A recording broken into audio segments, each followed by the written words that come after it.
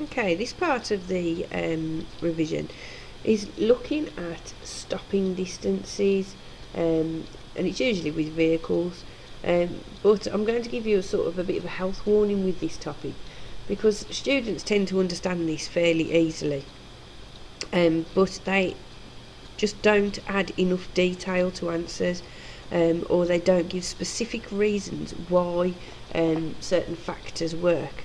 So as I go through, I am going to specify certain things that you need to think about when you're writing your answers. So the total distance needed to stop a car is not just the distance the car travels after the brakes have been applied, which is called the braking distance. There is also the time needed for the driver to react to seeing something. So, for example, if someone walks out in the road in front of you, the driver has to see that event taking place. That then needs to be processed by the brain, and the brain then needs to send a message down the nerves to whichever muscles, usually the foot, to go onto the brake, so that it can then brake the car, stop the car from moving. So you've got your reaction time, you've got your braking time. Put the two together and you've got your overall stopping distance.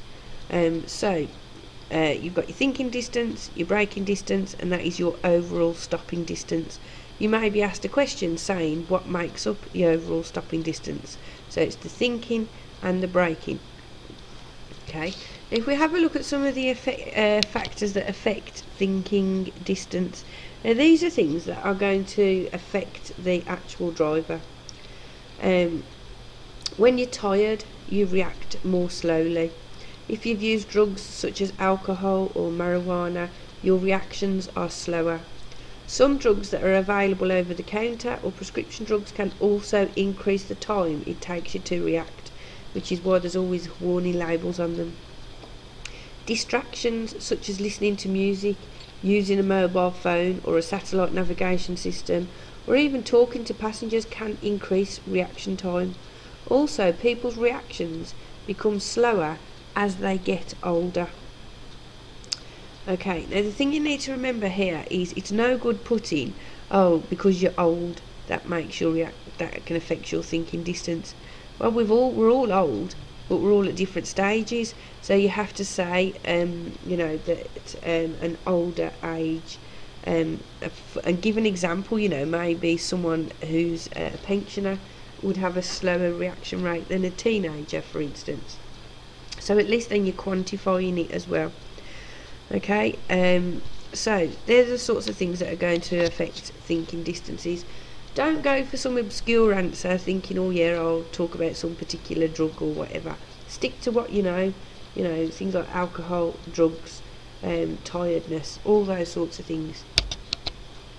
So when we're talking about braking distance then, these are the factors that are probably going to affect the actual car itself. So when you press the brake pedal, the brakes are applied to the wheel. If the brakes are worn, this can reduce the force that they can apply. Now, that would be a much better answer than just saying the brakes aren't working. Well, that doesn't tell me anything. If too much force is applied, the wheels can lock and the car skids. And sometimes they might say to you, well, what about ABS, which is anti-locking braking system, and that is specifically used for that sort of thing. Road conditions can also affect the braking distance. If the road surface is icy, there is less friction between the tyres and the road, and the tyres may slip. So if you see, I've quantified it again by actually saying and talking about the science behind why that happens. Less friction between the tyres and the road. The braking distance will increase. On wet road surfaces, or if tyres are bald or worn, the friction between the tyres and the road is also reduced. So when we're talking about braking distances, it's probably worth thinking about friction and getting that word in there to describe what's going on. Okay. Also, if the mass of your vehicle increases, if you've got more people in there, then again that's going to affect your braking distance. Okay, so please remember some of those factors.